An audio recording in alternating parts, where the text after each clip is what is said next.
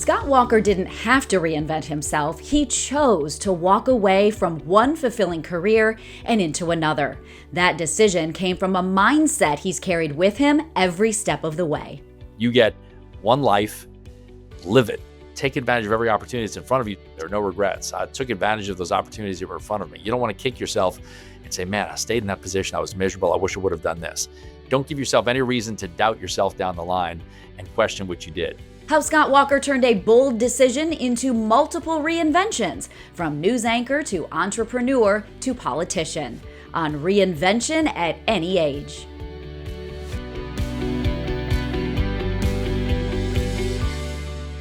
Thank you so much for joining me on this episode of Reinvention at Any Age. I'm Amy Sweezy, and I am passionate about helping you navigate through your reinvention. Scott Walker spent more than 2 decades as a news anchor in TV markets across the South, covering everything from the Saints' Super Bowl run to major national news stories like the BP oil disaster, earning multiple Emmy Awards along the way. But in 2018, at the top of his career, he made a surprising move. He walked away from the anchor desk to start over in a big way. Not only did he launch a media consulting and public relations firm, but later that same year, Scott stepped into entrepreneurship in a completely different way by opening the first Shipley Donuts location in Southeast Louisiana. On the heels of that came yet another reinvention. In 2019, Scott entered politics in the New Orleans area where he grew up and also spent several years of his career. He won 56% of a parish-wide vote to become Jefferson Parish Councilman at Large. From journalist to entrepreneur to elected leader, Scott Walker's journey is proof that reinvention isn't a one-time decision. It's a lifetime mindset and an ongoing possibility. Please welcome Scott Walker to the podcast. Hey, Scott, thanks so much for being here. Hi, Amy. Great to see you. So I'm so curious to chat with you about choosing to be a politician in today's political climate, of course. But first, I want to just start at the beginning. So first of all, you grew up in the New Orleans area. So just give us a little brief rundown of life there, your family, your parents, how you ended up pursuing a career in journalism. Well, growing up here, it sort of is ingrained in you from the beginning. So that's the genesis of everything. My dad was in radio for a long time, spent 35, almost 40 years in local radio. So I was around the business of communication from the heyday of AM radio back in the 60s through the evolution into FM that he went through. And I was just always interested in being behind a microphone. I wasn't as interested in radio, and TV sort of pulled me. I went to college at Southern Miss, majored in radio, television, film, started my career in sports journalism as a sports anchor. And then after about 5 years, switched over to the news desk and did that in multiple markets across the Southeast, from Hattiesburg, Mississippi to Jackson, Mississippi to Biloxi, Mississippi to Mobile, Alabama to Orlando, where luckily we crossed paths, and then moved back to New Orleans in 2009. So it was a wild ride. I worked at WDSU here till 2018, where, like you mentioned, I moved on. And when you returned to New Orleans after being in Orlando for only 2 years, where I got to work with you, I know that really didn't surprise a lot of people because essentially you were moving back home. But I think the big surprise came when you announced that you were leaving your TV anchor job after more than 2 decades. So tell me about that decision. It did surprise one person that was coming back. Our old general manager at WESH was the one who said, "Why do you want to move back to New Orleans?" It was 4 years after Hurricane Katrina. He's like, "Why do you want to go work there?" And I said, "You're not from there, so I wouldn't expect you to understand, but it's home, and there's a pull back home." And when I was at WESH for those 2 years, from 2007 to 2009, we didn't intend to be in and out. That was going to be a long-term stop for us, because my previous stop in Mobile, I'd waited a long time for the right thing. And when that became the right thing, we didn't plan on leaving. But the opportunity to go home was really a strong one and pulled me there. And that resulted in being the main anchor at WDSU for almost a decade, and loved it. It was great to be a news anchor in my hometown. It was something that I'd had dreams about since I was a little kid, and I ended up working next to an anchor I grew up watching. I like to remind him of that quite often. But it was just one of those surreal experiences that I got to work at a legacy station in New Orleans that was really a top station. And when I walked away in 2018, it was really after a lot of thought, and just decided the time was right. And I'm a big believer in life being about different chapters and challenges. I never thought that I'd be behind an anchor desk until I was retiring in my 60s somewhere. So I knew there would be a finite run for that. I just didn't know when exactly it would be. And when you know, and it was time for me to go and do something else. Well, obviously, I can relate to a lot of your story because I have a similar situation where I had my what everybody thought was my dream job and walked away as well. But share a little bit about what the process was like internally with you, also with your family. What were some of the steps, some of the ways that you decided to be able to walk away from really this career that you'd ever known and then also your dad had done too? The biggest thing for me was, I was a main anchor at a TV station in New Orleans, which means you work at night. And I was getting home at 11 o'clock at night. I was missing a lot of things. And my kids are important to me. My wife is important to me. And you only get kids once, and you only get them at those ages once. And when I got to that certain point where I saw things evaporating in front of me and you only have a little bit of time, I realized that I needed to make a change. And that was part of it. Part of it was not enjoying the job anymore, too. TV changed. I think I was at a unique point. You can probably relate to this too in the television news business, in that I started my career pre internet. And during my career, it transformed into whatever it is today, which in some places, in some situations, is a total mess. I mean, you used to have to wait for the 5, 6, and 10 o'clock news to see what happened. And then you waited till the morning news the next day to see what else happened.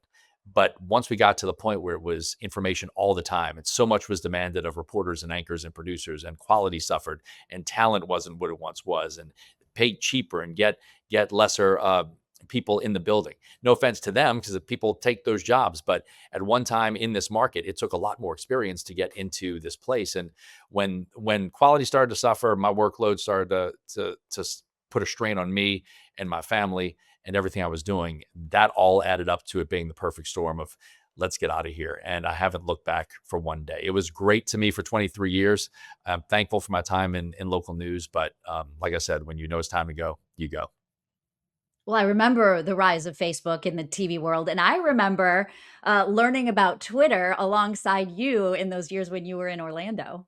Yeah, we were like breaking it in real time on TV, using it as that medium. Facebook at the time was only for college kids and young people, and then it became the old people's platform where more people were on it, and it was open to everybody, including businesses and TV stations. And we started the first Facebook page on the Wesh page back then, and it was something that was kind of extraordinary. People just took to it, and it was a new way of communicating, a new way of connecting with viewers that had never been done or seen before. And it changed.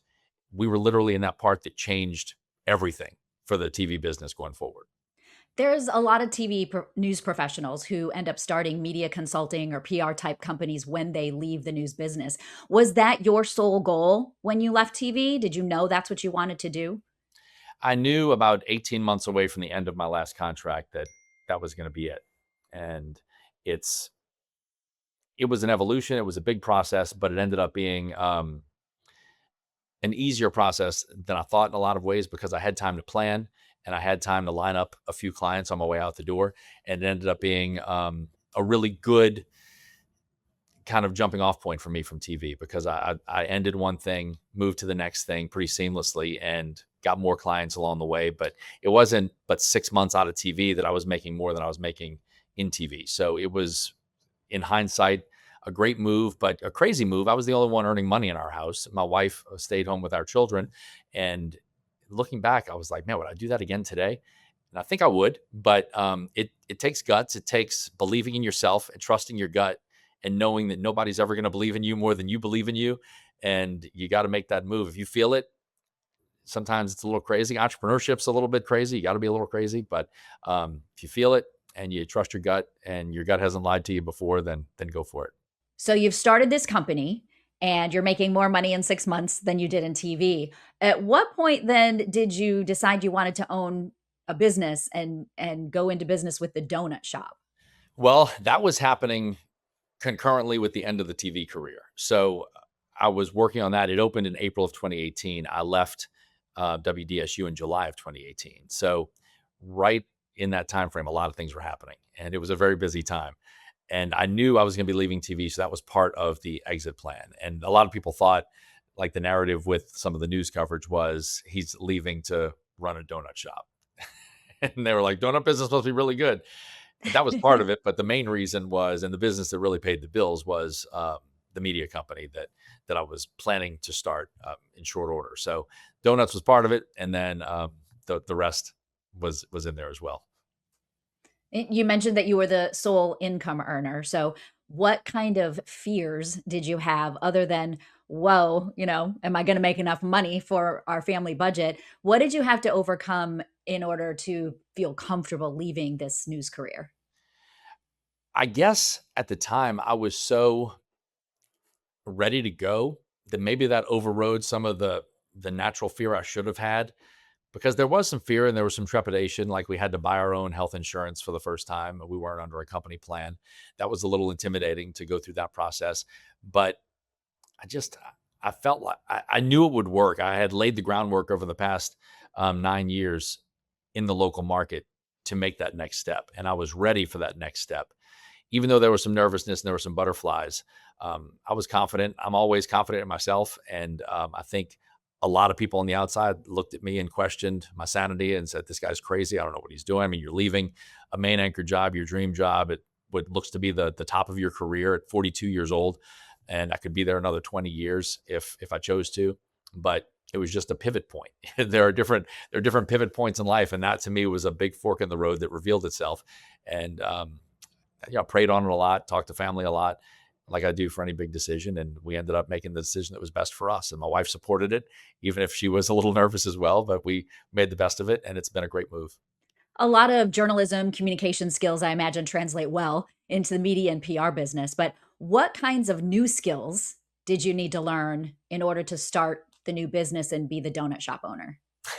Well, managing a staff of young people that you have to get to work at 4 or 5 in the morning. It's hard to get people to come to work right now at normal times, but to get them to show up overnight was challenging. So managing a staff of initially what we had was 20 at our shop because it was so busy. We eventually pared it down because after the initial, boom wore off at the beginning of it, it slowed down. But we still had a 10 to 14 person staff most of the time. And just dealing with personalities and people calling out sick and people not wanting to work and people complaining about their pay and everything else.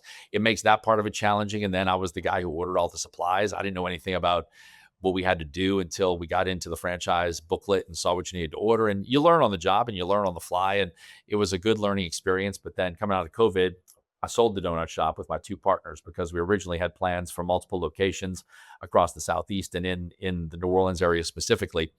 But COVID sort of scuttled those plans. If you have 3 owners on one donut shop like we did, you can either just keep paying the bills and spin your wheels forever and not really make any money, or you can get out. And we decided to sell. And still there, I made a deal with the new owner that I get free donuts for life. So every Sunday I'll stop in. I only go on Sundays. Every Sunday I'll stop in and grab some donuts and still support it and help in any way that I can. But it was a good experience, but had to move something off my plate, literally, and donuts came off my plate. Well, and in this day and age, I think people try to eat healthy maybe sometimes, but did you ever think, maybe we should open a green smoothie shop instead of donuts? Well, I first had Shipley Donuts back in Hattiesburg when I was in college at Southern Miss, and always said if I had a chance to do this at home, because there was not one in this area, there were some in Lake Charles. Baton Rouge now has locations, a couple others in Louisiana, but mostly in Texas, a couple in Alabama, a couple in Mississippi, and they've expanded since then, but there was nothing in Southeast Louisiana. So I thought it would be great to get one here because I just believed in the donuts, loved the donuts, and had the opportunity to do it. And admittedly, probably during the 3-year stretch that we owned it, ate too many donuts and had to back off at times. I mean, when you're in there and you just grab one, you grab another one, and then all of a sudden you've had a few, and then it's the next day and you're doing the same thing. I had to back off a little bit and revisit my ways. So getting out of the donut business was probably a good move for me personally, just for my health. Well, I've never had a Shipley donut, so obviously it must be worth it Yeah, next time you're here, you can come try. for sure. All right, so then not that long after that, you decide to run for office as a political newcomer. So what year is this? 2019. In 2019. So it's pre-COVID, barely. So first of all, what in the world made you want to run?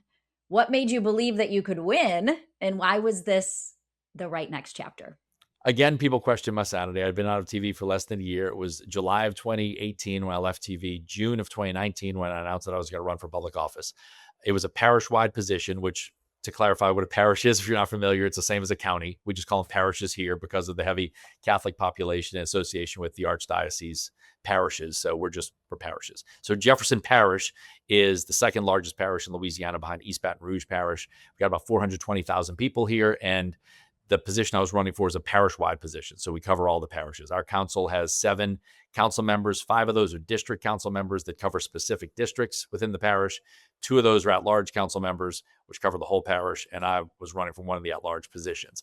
A very ambitious jumping off point for somebody just getting into politics with no ability to raise money and no ability to really coalesce a team around him. But I had a few people early on who believed in the campaign. I believed that my name recognition over the past almost decade here and growing up here would help.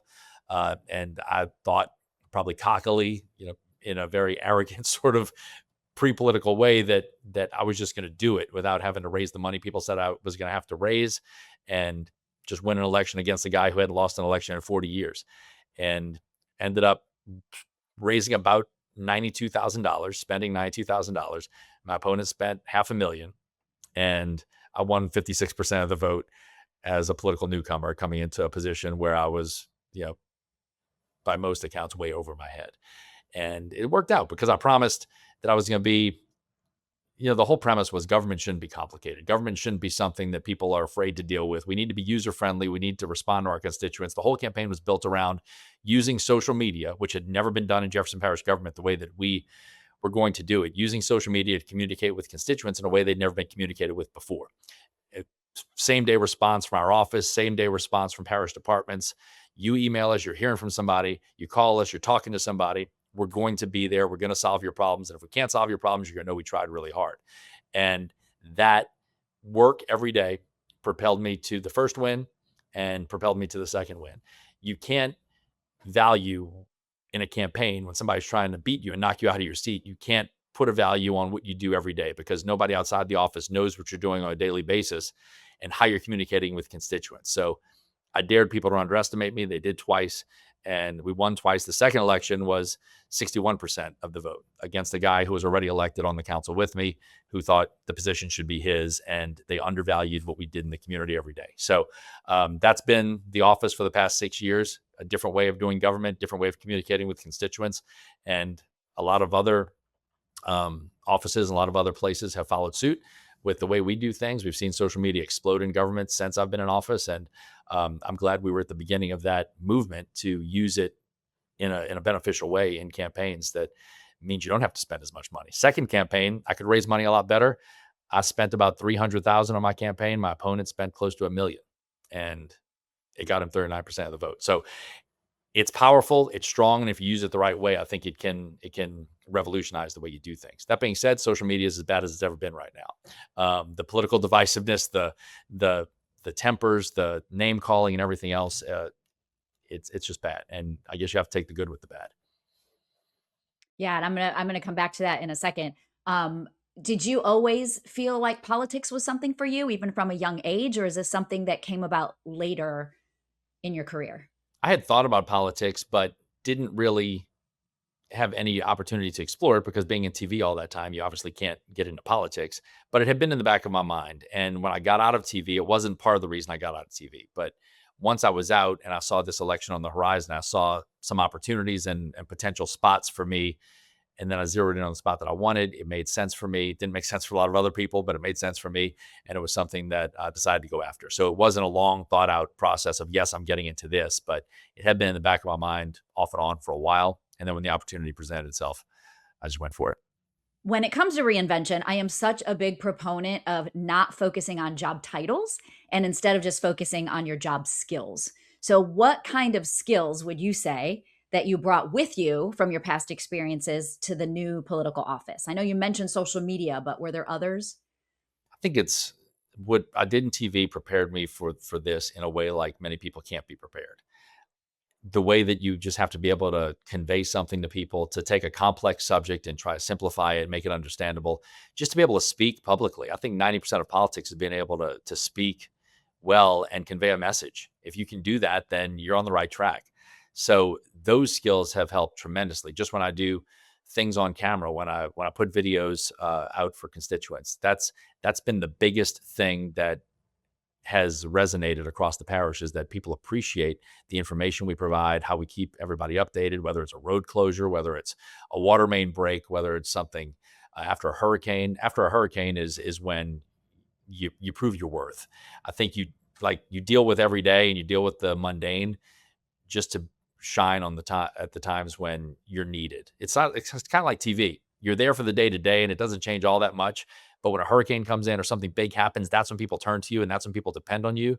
And that's when you have to be there. And my skill set from the past certainly helped. The skill set certainly helped translate that to the present when it's needed, when it's something that people just have to turn to somebody. And if you're not giving them that information, they're going to turn somewhere else. So always try to give them that information. And I always say this isn't rocket science. Like, it's politics. You just need to be able to talk to people. But there are a lot of people over the years who weren't able to do that and weren't able to communicate in the same way and weren't able to make that transition from not social media to social media. I think going forward, because everybody's involved in it now, it'll be a much bigger part of everything. But again, I was sort of at that tipping point of not having it to having it, and having it certainly was beneficial. What I know about you is that you're a nice guy. I mean, you're not argumentative, you're not narcissistic. Too often, I feel like that's almost a requirement these days for politics. And when I tell people that you ran as a Republican, you are a Republican, half the listeners are going to immediately dislike you and maybe not trust you. So, how do you navigate that in today's us versus them political mentality? Well, I think in local politics, an R or a D doesn't matter. Everybody wants the same thing. Everybody wants your services to work. Everybody wants their garbage picked up. They want their lights on. They want their water to run in their house. They want government to run efficiently. And y'all want the same things on the local level. Certainly on the national level, I think the R in front of your name and the D in front of your name makes a bigger difference and can be more polarizing for people. But like, I work for Democrats, I work for Republicans. We've got some of our districts in Jefferson Parish are heavily Democratic, some are heavily Republican, some are mixed. So, I mean, I don't see that. I don't look at R's and D's. I look at the people and the people that I'm elected to serve.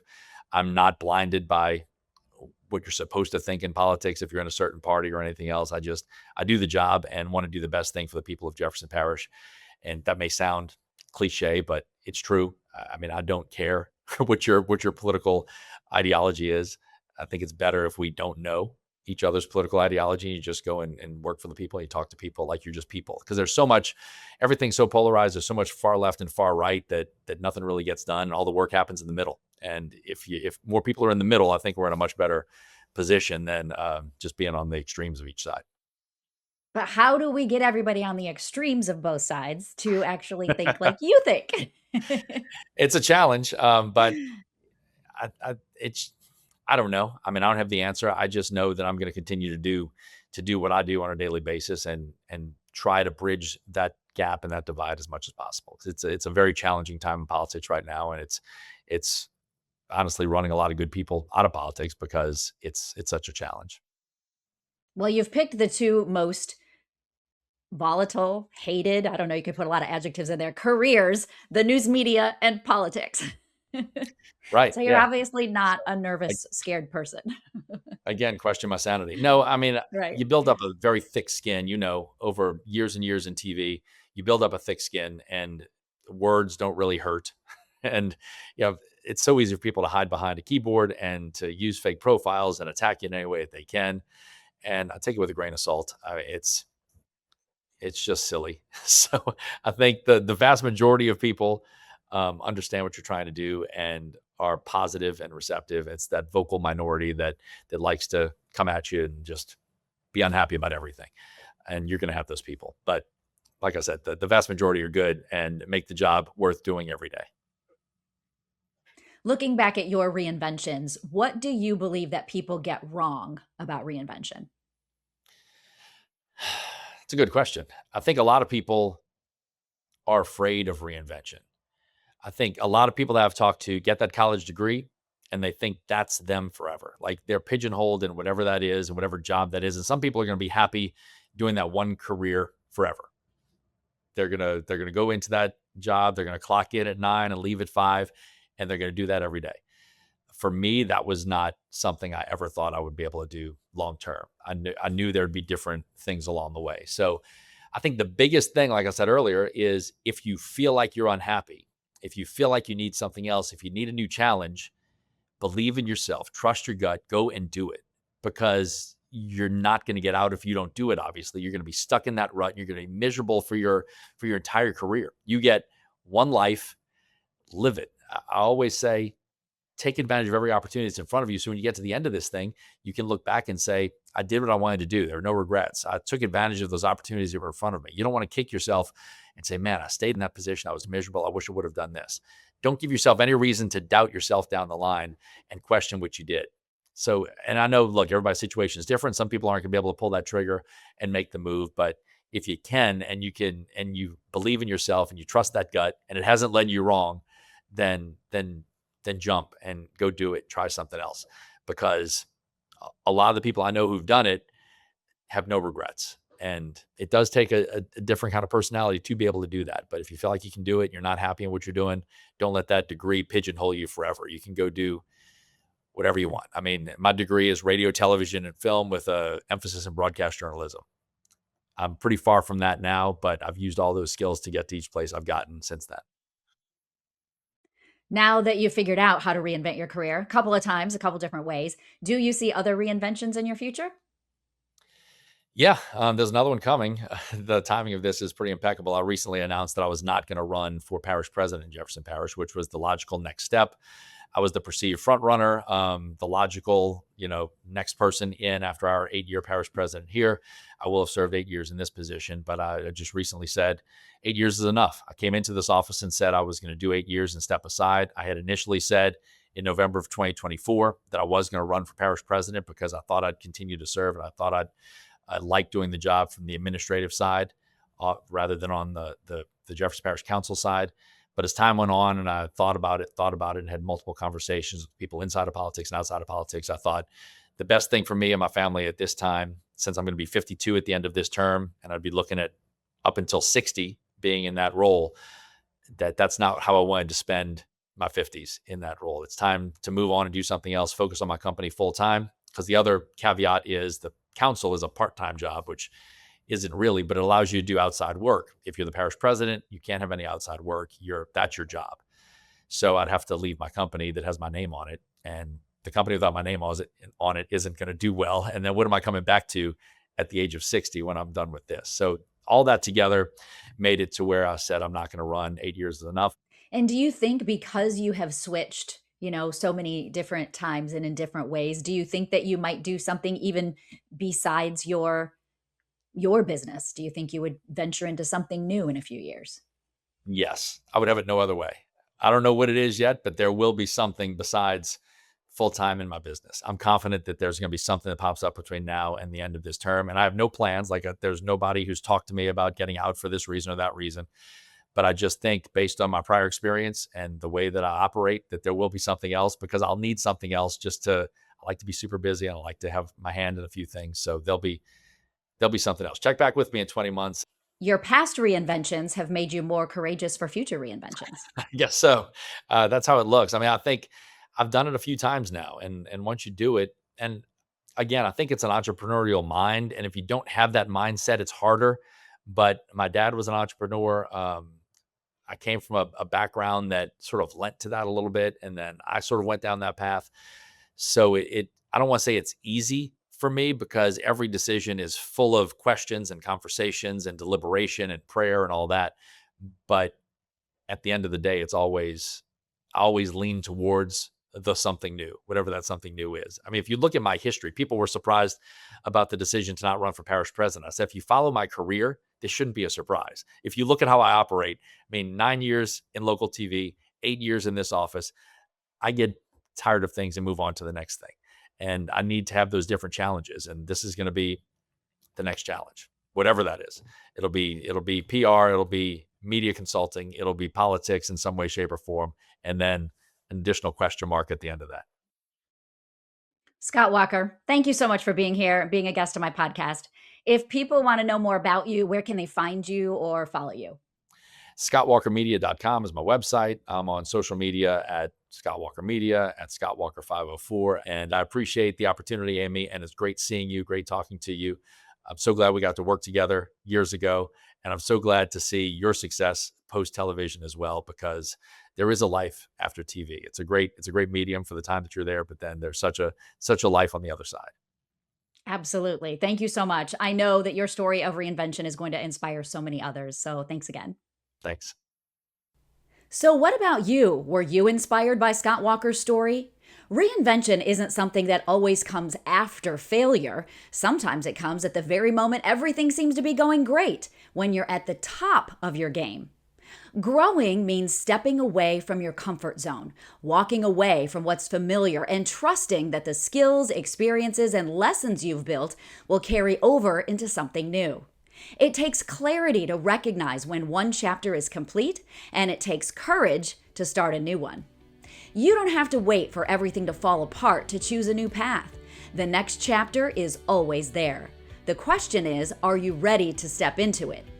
Whether you want to reinvent yourself or you have to reinvent yourself, remember, reinvention is possible. Go make it happen for you today.